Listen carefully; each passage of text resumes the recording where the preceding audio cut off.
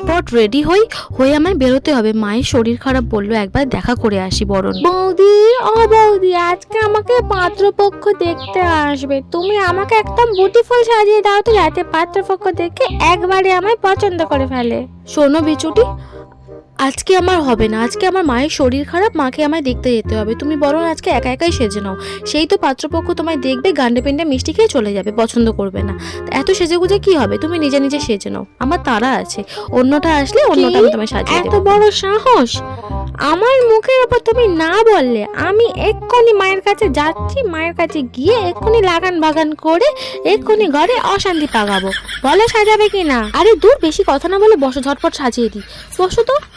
তুই দেখ, তোকে এমন সাজাবো না, পাত্রপক্ষ দেখে এই যে যাবে, আর কখনো মেয়ে দেখার মতন মনেই করবে না, জীবনে বিয়ের কথা মনেই আনবে না পাত্র।